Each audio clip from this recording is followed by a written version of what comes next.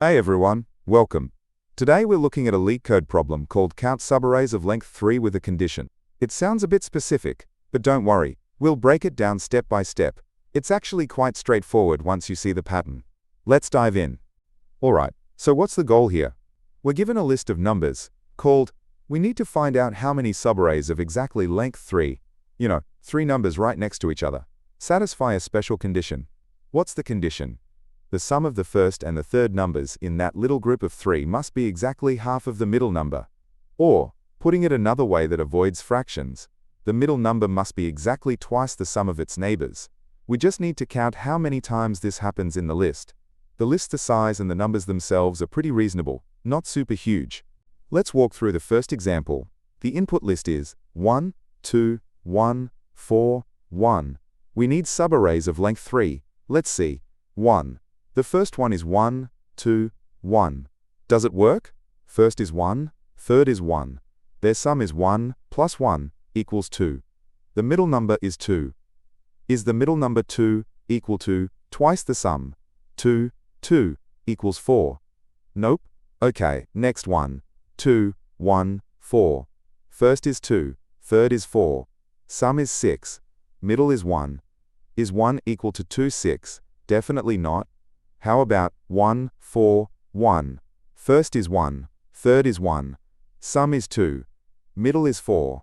Is the middle number, 4, equal to twice the sum? So, is 4 equal to 2 times 2? Yes, it is. Bingo! We found 1. The last subarray is 4, 1.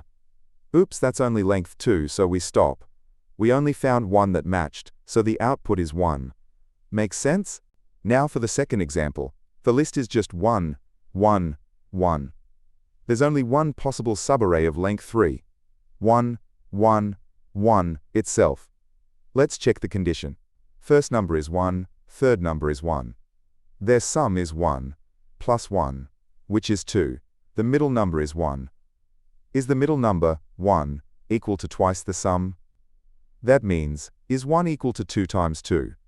No. 1 is not equal to 4, so this subarray doesn't count. Since that was the only one, the total count is 0. Okay, how should we approach this? We need to look at every possible group of 3 adjacent numbers, like the first 3, then the second, third, and fourth, then the third, fourth, and fifth, and so on. For each group, we just need to perform that check. Is the middle number equal to twice the sum of the first and third? This sounds like a job for a simple loop, doesn't it? We can slide a window of size 3 across the array. So the most direct way is to just iterate through the list.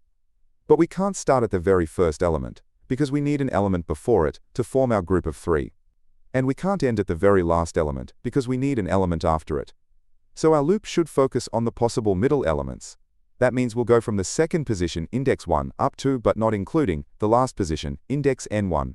For each position, let's call it, we look at the number before it, at I-1, the number at I, and the number after it, at I+1. Then we just apply our rule. Is the number in the middle equal to 2 times the sum of its neighbors? If yes, we count it.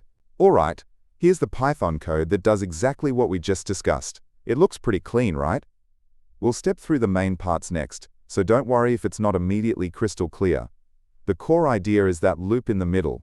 Okay, first bits first. We initialize a variable to 0. This is what we'll use to keep track of how many subarrays match our condition. We also get the length of the input list and store it in. There's a quick check.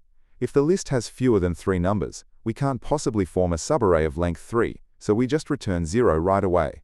Then, we start our loop. See how it goes from 1 up to n-2.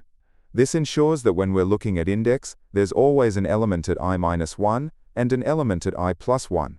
Inside the loop, for each middle index, we grab the 3 numbers. The one just before it, the one at the current index, and the one just after it. Then comes the crucial part, the statement. This directly checks our condition. Is the number equal to 2 times the sum of the Fehlingenbecks numbers?